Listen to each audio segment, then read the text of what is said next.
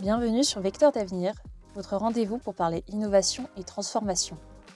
À travers l'analyse d'experts, l'équipe de la formation pro de Grenoble INP UGA vous propose un regard scientifique sur les défis industriels pour faire évoluer les entreprises, les modes de pensée et les processus, un sujet à la fois.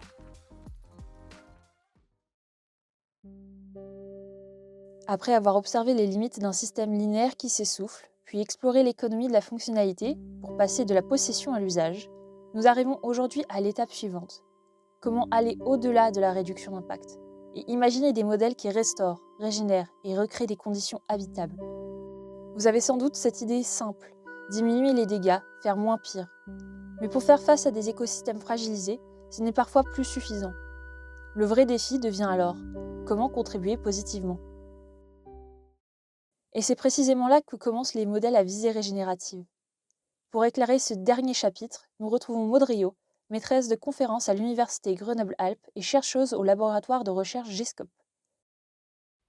Bonjour Maud, merci de nous avoir rejoints pour ce dernier chapitre, je te laisse te présenter. Donc effectivement, je m'appelle Maud Riot et je suis maîtresse de conférences à l'Université de Grenoble-Alpes. Au laboratoire du GESCOP, je fais mes recherches en conception intégrée pour la soutenabilité. Et puis au niveau de l'enseignement, je travaille au département de génie mécanique et productique à l'IUT 1 de Grenoble. Aucune loi n'est encore sortie pour définir l'économie régénérative. Néanmoins, l'aspect AFNOR 2315 sur l'économie régénérative propose la définition suivante. L'économie régénérative est un modèle d'activité agissant pour l'intégrité du vivant, humain et non humain, dans une spatialité définie. Sa création de valeur se caractérise par une prospérité écologique, sociale et économique en intégrant le renouvellement continu en qualité et en quantité des ressources. À lire comme ça, ce n'est pas très évident de tout comprendre. Peux-tu nous décrypter cette définition ? Déjà, elle est chouette comme définition. C'est-à-dire que si on arrivait à faire ça, ce serait bien.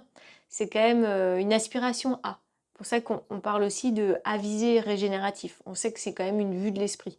On voit que déjà c'est incompatible avec la vision linéaire de notre système actuel.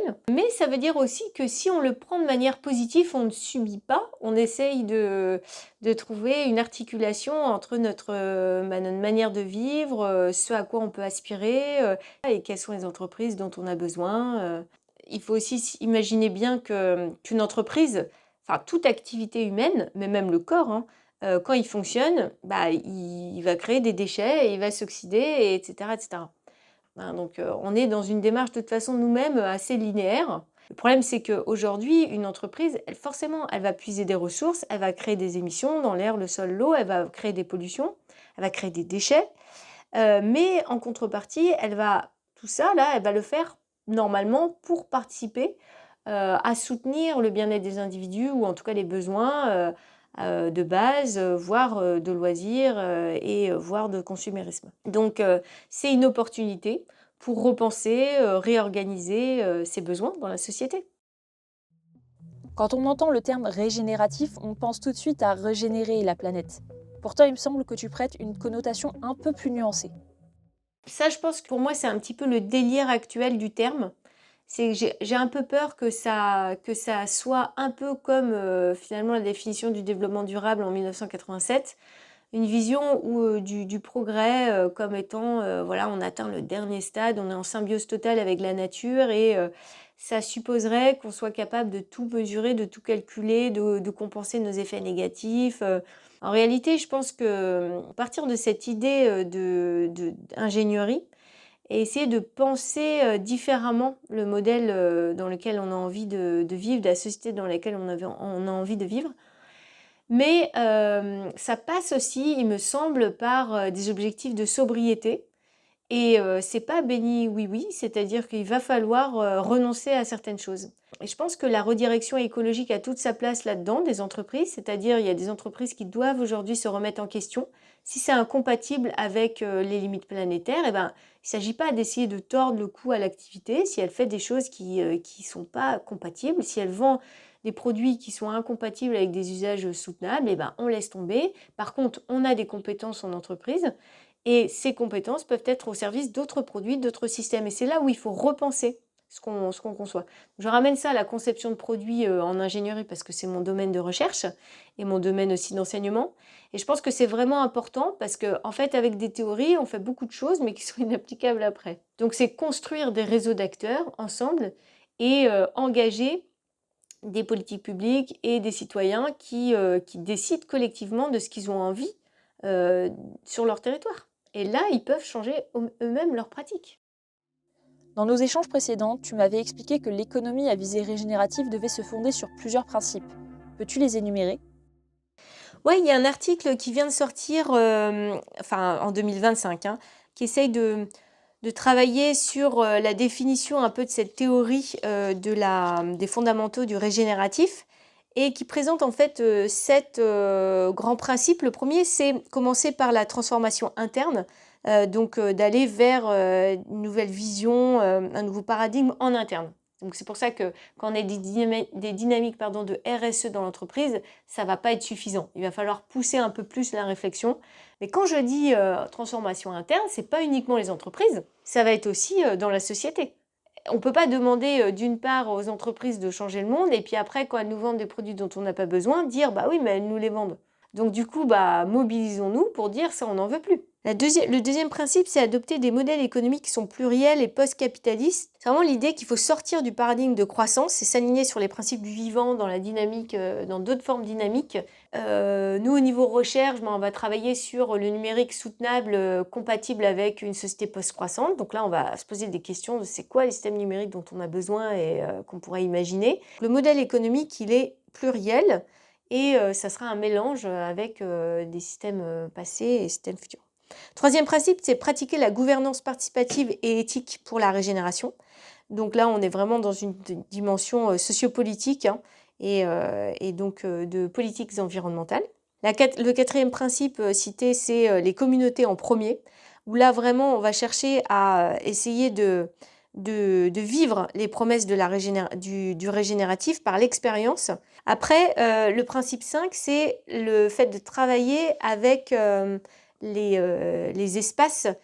Donc, comprendre l'histoire du lieu, le contexte, qu'est-ce qui s'est passé dans le réseau d'acteurs, donc le pouvoir des acteurs sur certains flux, et voilà. Donc ça, c'est très important aussi parce que sinon, ça ne permet pas de prendre les logiques locales. Je ne parle pas du noir animal, je parle de comment un composant, par exemple, électronique, pourrait servir pour un autre système, et donc comment, au niveau local, on pourrait le réintégrer dans d'autres systèmes. Les deux derniers principes, c'est la mobilisation de l'approche systémique, donc qui est à la base, hein, vraiment, on renvoie vers les travaux notamment sur la robustesse d'Olivier Amand. On a vraiment cette vision de complexité, d'interconnexion, de flux, de systèmes vivants. Et puis, d'apprendre des pratiques existantes régénératives ou des approches complémentaires. Et ça, c'est aussi très important parce qu'en fait, il faut trouver de nouvelles métriques. Pouvoir penser à la fois en termes de localité, de participation active, etc., ça demande encore pas mal d'efforts, non? Et surtout, il doit subsister pas mal de limites à ce modèle.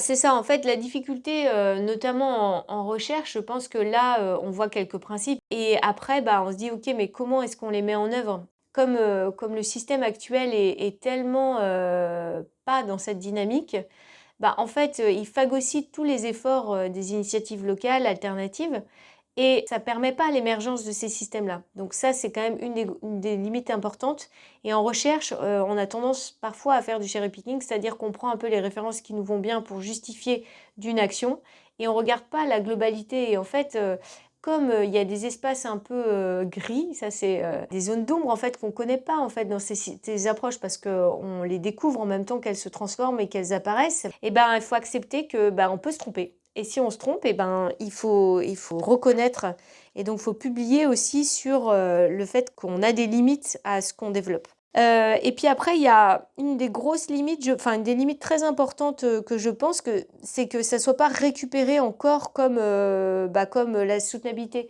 Parce qu'on passe beaucoup de temps à détricoter après des choses qui sont mal interprétées. C'est pour ça que le principe régénératif, il faut le voir comme une visée. Si on commence à utiliser les termes de croissance régénérative, ça va être rapidement une oxymore, quoi. Et il y a après des tensions en pratique. Il y a peu d'articles donc qui montrent, les limites de ces pratiques et de ces implémentations. Il ne faut pas tomber dans ces zones d'aveuglement. Et puis aussi, il y a, ça aussi je pense que c'est important à mentionner, c'est, le fait que ça nécessite dans, les travaux qu'on va mener, mais aussi pour les entreprises qui s'y mettent, de formaliser, et d'avoir un travail assez rigoureux pour analyser la faisabilité et l'applicabilité de ce qu'elles ont expérimenté dans d'autres contextes. Il faut qu'on puisse, se positionner sur des données tangibles qu'on arrive à capturer des expériences. On n'aura pas, on n'a pas de planète B, quoi. Donc, il y a un moment, c'est irréversible. Donc, on a quand même un temps qui est quand même pas infini pour explorer, des voies alternatives. Pour terminer, il est assez clair que les entreprises ont besoin d'une montée en compétences sur ce sujet-là. En quoi la formation continue est-elle selon toi un levier stratégique ? Pour moi, la formation, pro, elle a un rôle fondamental dans la société. C'est le fait de pouvoir, apprendre tout au long de sa vie et en plus, quand on est, dans des entreprises. Donc c'est un public, qui est hyper dynamique, avec qui, on peut faire des formations un peu spécifiques à la carte en fonction de leurs besoins, de leurs problématiques, qui agissent aussi au niveau interne en termes de rôle de transformation. On a une formation en fait à la formation pro de Grenoble INP, UGA, qui déjà forme à des compétences fondamentales pour appréhender le régénératif. Donc, il va y avoir le design for sustainability, l'éco-conception, la circularité, l'économie de la fonctionnalité, l'économie circulaire. Toutes ces briques, en fait, sont essentielles pour après construire, aller plus loin dans le proactif et pouvoir toucher aux problématiques du régène. Merci beaucoup Maud. Plus qu'une solution clé en main, les approches que nous avons abordées dessinent des trajectoires possibles, exigeantes et qui questionnent autant les entreprises que nos choix collectifs. Elles nous invitent à passer d'une logique de performance immédiate à une réflexion sur les usages, les finalités et la place de l'activité économique dans nos sociétés. Si le sujet vous a intéressé, n'hésitez pas à nous suivre pour ne pas manquer les prochains épisodes. Et si vous souhaitez en savoir plus sur notre offre de formation, rendez-vous sur le site formation-pro.grenoble-inp.fr. À bientôt!